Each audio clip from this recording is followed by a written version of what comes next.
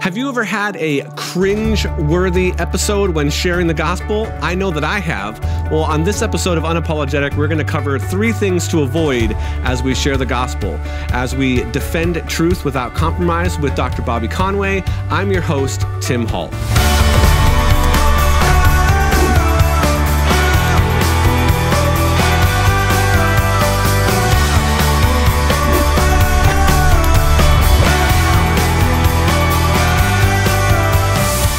Well, Bobby, I think we can admit that evangelism can sometimes be scary. It can be, we can avoid it at all costs sometimes. We probably should be doing it more just in general. We've talked about that in a few past episodes.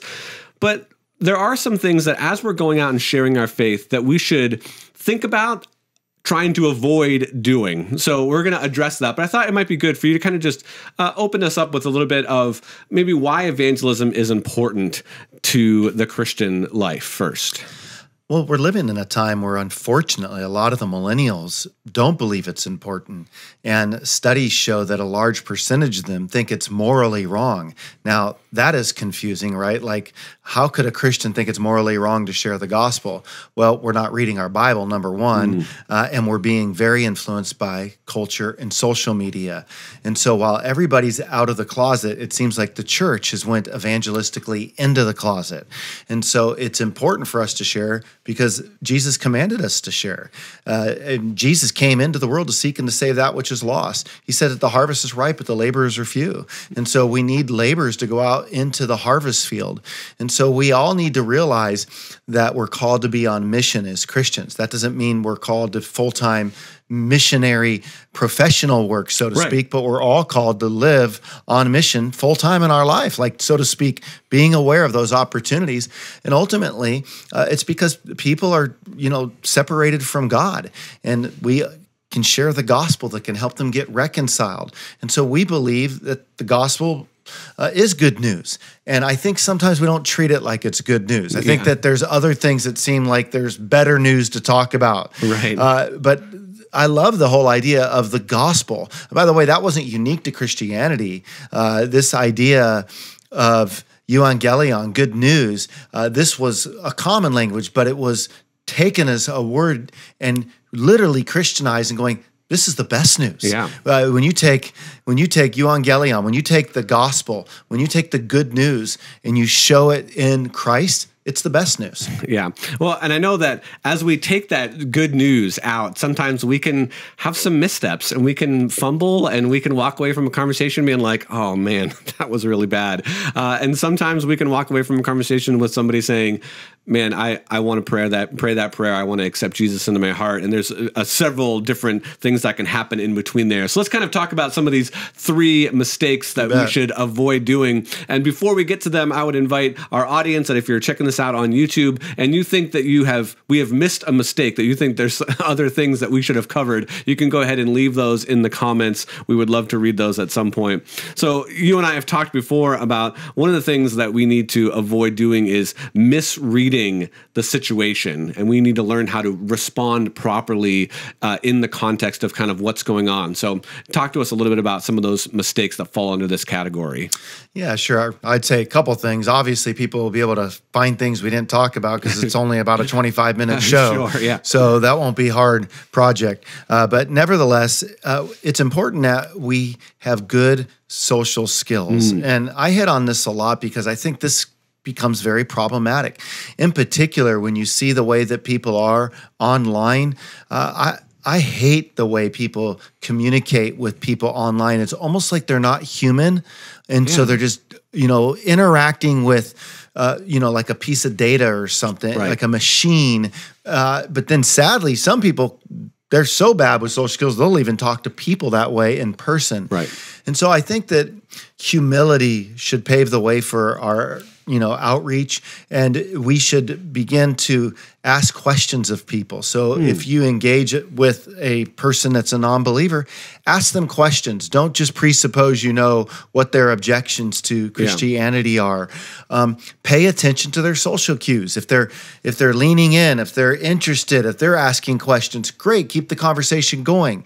If they're uncomfortable, pay attention to that as well. And so, for example, I have a person that I know that anytime we go out and we eat out, he always likes to ask the waiter if there's something that we could pray for the waiter on. Yeah. Well, that can be a great question, but I've also seen the waiter get very, very uncomfortable. Yeah. And so when the waiter gets really uncomfortable, you need to know how to back off. Like in just some EQ, some relational wisdom can help you to see this person is uncomfortable.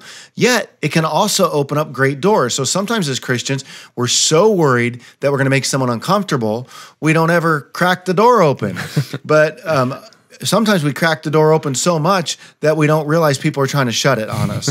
And so I think that things like asking questions, making sure that we're being kind, making sure that we're being humble, making sure that we're connecting, I think that those can go a long way, because at the end of the day, if somebody doesn't believe in Jesus, wouldn't it be great if we still made a friend? Yeah, definitely. Well, I think those are some really good points. I think one of the other things that kind of falls in this category is in a recent episode of Unapologetic, we talked about this assess acrostic that you had laid out, and just being able to be aware of maybe where people are at through those questions will help them, help you navigate the conversation to know whether or not they are antagonistic or whether or not they're really seeking, or they're kind of in this gathering evidence stage and whatnot. So I think that's a really important piece to understand. And that episode is on our YouTube channel as well. So if you're listening to this on the radio, you can head on over to our YouTube channel and check out that and get some more details. But we've talked about some of those things. One of the ones that I thought was really funny, and I'm guilty of this often, is just talking too much. Is really just making the conversation just, I have all this stuff that I want to tell you, and never let them get a kind of word in edgewise where it's like, yeah, we're supposed to be sharing, but it needs to be relational. So how do we avoid talking too much should be one question. Well, and the Bible even says that in the book of James, right? Everyone should be quick to listen, slow to speak, and slow to become angry. And when we don't listen well, we get angry quick. Because we're not able to kind of really try to validate where someone's coming from. And so I think it's important for us to listen well. And really, I think that relationships, don't get built unless they're going two ways. You're getting to know about one another and you're connecting with each other. I get that we're excited to share the gospel, but we don't want to overwhelm the person. And I've been guilty of that too, Tim. I mean, I know what it's like to, overwhelm the situation. I also know what it looks like to be disturbed by wrong methodologies, where I remember I was doing a course at Logos in Bellingham, Washington, and I went out there and I was teaching my apologetics course or my evangelism course, and I walked outside of the Logos building, and there was a guy standing out in the parking lot, and he had his billboard and ranting about, all the things that God hates. And I walked up to him and I engaged him in a conversation. I'm like, bro, do you think this is the most effective way to spread the message? Like, I wasn't questioning his sincerity. I was questioning the rightness of what he was doing. And, because I didn't agree with his approach, he ended up telling me that I needed to get saved and that I am lost and I am lukewarm. And I was watching this guy turn so many people off. Now, listen, the gospel is going to be offensive. The gospel is going to turn people off. It's going to be the stench of death to those who are perishing. And so we can't guarantee that the gospel is not going to be offensive. The gospel will be offensive, but we don't have to let the gospel be offensive, not us. Right. Like let God's word do the work, but not us being obnoxious. Yeah, I think that's a really good way to transition to this next point. Sometimes we don't have good, personal skills, EQ, as you said, but also sometimes we go into a conversation and we're not equipped to be able to even start having that conversation. So tell us a little bit about that. We also oftentimes avoid equipping ourselves to engage in conversation, to engage in sharing the gospel appropriately. What can be some of the drawbacks and fallout from that? Well, I think that we're overwhelmed by just so much different methodologies on option. I mean, like when I became a Christian, it was the did James D. Kennedy go door to door, evangelism explosion, or they had the 4 spiritual laws with Campus Crusade for Christ, now called Cru. You had the Alpha series that came out. I mean, there was all these different series that were coming out, and then the church just locks on, and then this is the way we all need to do it. And I think that rather than giving somebody a methodology, there's a message to be shared, and this message needs to be curtailed. Like Paul says, I become all things to all people so that by whatever means I can win them to Christ. Yeah. And so this is where I'm going to be wise enough to realize the objections of the different people that I'm engaging with. And so we tailor our approach. So I like to think about customized, spiritually sensitive evangelism versus just a packaged methodology that people can see through. I think that if we have a spiritual sensitivity and we're asking people questions and we begin to grasp their worldview, well, where should a Christian be studying?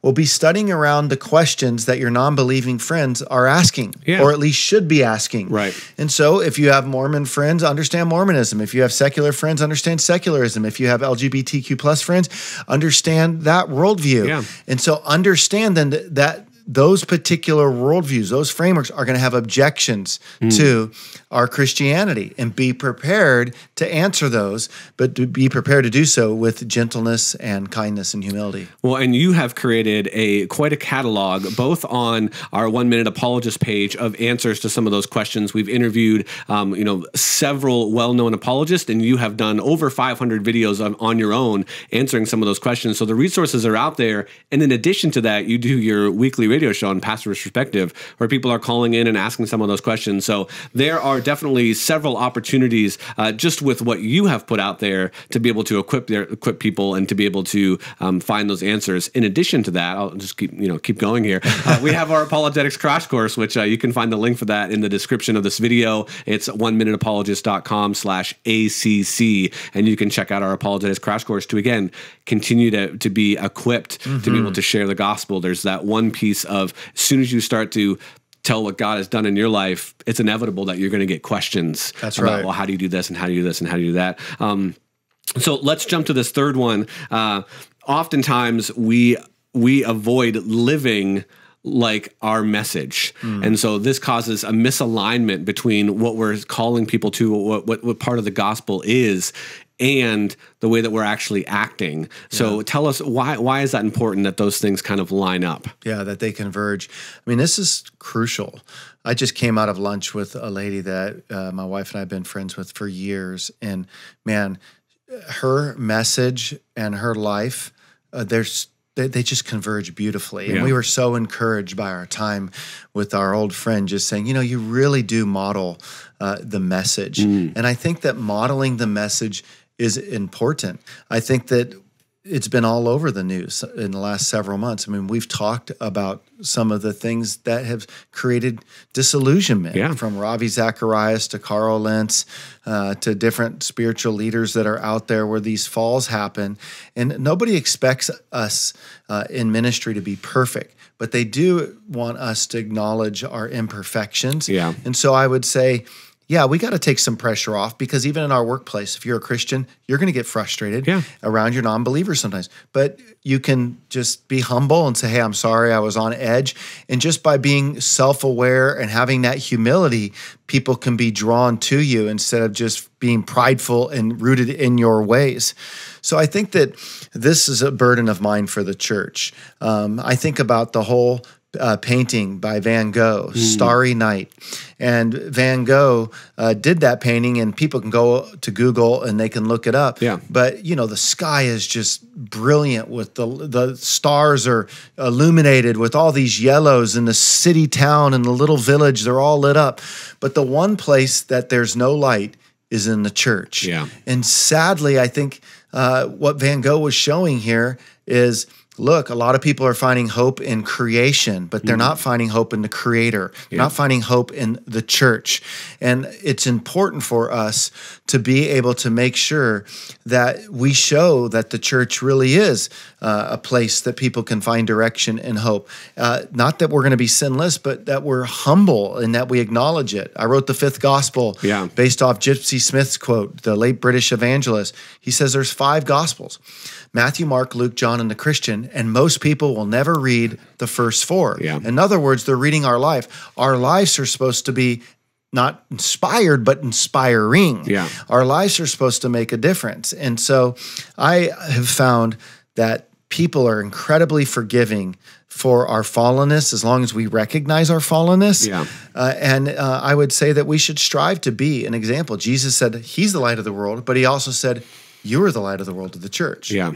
Yeah, that we're supposed to go to be ambassadors. And I think that what you said, and I'm just going to reiterate it because it's so important, is that we're going to mess up, we're going to fail, we're going to make mistakes, we're going to, react in a wrong way sometimes. We're going to overtalk or maybe going to, be harsh. But to go back to that person and say, man, I'm sorry, that there's forgiveness that you're seeking, and that there's a genuine sense that you are apologetic that really to what's going on is huge in that. Because I think when people see that misalignment, it really turns people off. And I would encourage anybody that's checking this out to pick up Bobby's book, The Fifth Gospel, because you have a whole section in there about Christian hypocrisy and how we should address some of those different points that are raised. That's fantastic. Yeah, the whole thing with Christian hypocrisy, the word hypocrite, it means actor. Yeah. And so this idea of being a hypocrite is being an actor. So sometimes what happens is some people know how to act all the right motions, and their heart's not in it. So the Pharisees, and Jesus went after these actors, didn't he? Yeah. Like, you know how to act in prayer, you know how to act in fasting, you know how to act in brokenness, but your heart's not in it. So the actors sometimes, they might look like they're morally put together, but a non-believer can smell an inauthenticity. Right. Then you get others, they're not really actors. They're just kind of like where Paul says in Romans 6:1, what shall we say then? Shall we continue in sin so that grace may abound? By no means. We died to it. How can we live in it any longer? Well, there were antinomians, no law, people who were just, I believe in Jesus, but I'm going to live however I want. Right. And so they're going to act however they want, right? And so these people are the ones that really can make a mess because they're just out there thinking you can sin all you want, but it doesn't really matter because Jesus and the cross will cover it, but they're not really saved either. So you got to be careful that you're not acting and doing all the right motions, but neither you got to be careful, but you also got to be careful that you're not worried about living it. You're just living like the world and then using the name of Jesus as kind of a, ticket home to heaven. Yeah. And I think one other thing that I want to kind of draw out here and get your thoughts on under this last point is being parents, right? I mean, that's so in front of my mind is how we're acting towards our kids and how we're acting with our families, because those are sometimes the group of people that maybe sees us at our worst sometimes. Oh, yeah. And so when you're trying to, be Jesus, you're trying to share Jesus with maybe your cousin or, maybe your older brother or something like that. And they're looking at you and being like, man, I know you, like and so that can be really difficult. So how should we navigate maybe some of those really close family relationships where people know us pretty well and see us mess up a lot? Well, I mean, if Jesus is the real deal to us, I mean, they're going to see that Christ means something to us. I mean, I think about even with my wife and my children, like I have seen their ugly side, but I don't question one bit their love for Jesus. Yeah.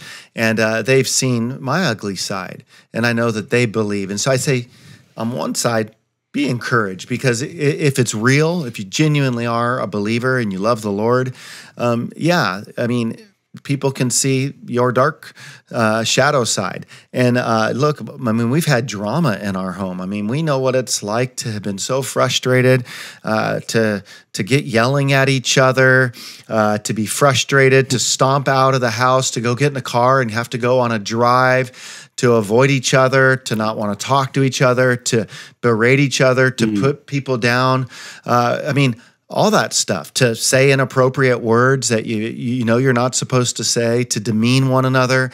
We've done all those things in the Conway household. Like, we're not above that. Too, yep. Yeah. Yep. And I don't like saying that, but I think the thing that happens is once all that's over with, we come back and we group up and we acknowledge our sin. Yeah. We've sinned. We didn't handle this right. I'm sorry. Let's pray. And I think that that's the best that we can do. I mean, it's tough sometimes because I think the home, the reason we get there that way sometimes is because this is the place where the pressure's supposed to be off of us a little bit. Yeah. There shouldn't be this performance pressure. Right. Now, sadly, there's a lot of homes that feel that way. But I mean, home needs to be a place that you can come home, kick your shoes off. And I think sometimes, we get a little bit too comfortable. Like we worry more about what the person's going to think of us on the first occasion of meeting someone than the person that we sleep next to at night when we go to bed. Yeah. And that's not good. Yeah, no, that's good. So there are a number of other things that could have been on this list. We have a few other things that we just are going to recommend, some things to keep in mind as we go out and share the gospel, as we're doing evangelism, sharing that good news. And one of those things that you and I talked about was sometimes we don't pray enough before we engage in this activity. And again, it's an activity that we are called to do, that we should have this deep desire to do. But tell us what role prayer should play in evangelism. Well, isn't it interesting? I alluded to this verse earlier. The harvest is ripe, but the laborers are few. Pray, therefore, to the Lord of the harvest to raise up people to go into the harvest field. So what we see Jesus is saying, one thing that we need to do when you recognize there's not a lot of people doing evangelism, well, it could be because we're not praying. We need to pray that God will raise up some people. And I think that another thing that prayer does is it makes us spiritually sensitive. And I mean, when we pray with expectation, like, Lord, help me to have opportunities. I mean, Tim, you know this whole opportunity that we just had with the family, that we were connected with and we didn't see them. And God just brought this family together through such an amazing set of circumstances where we met this family at Chili's and they weren't supposed to be at Chili's and we weren't supposed to be at Chili's and we met. But then we didn't have their contact to follow up. And then, like 30 miles away, my wife bumps into this wife again. Like, you know what? We've been praying for this family. Yeah. And so I think that God has a way of opening doors. And I think that there's been so many times and so many days where I've just checked out, like, on really praying for non-believers. I'm really praying for opportunities. It's one of the things I love about a church plant. I mean, you're not going to have a church if you don't reach people. And so being prayerful is huge for opening our eyes, for raising up workers and giving us the sensitivity. Even Paul said it in Colossians 4, pray that the Lord may open a door for me. But then he goes on to talk about the share the gospel, right, as I ought to speak. Keep in mind, he's in prison for sharing the gospel, and he's saying, pray that God will open up a door for me to share. Like, nothing's going to silence him.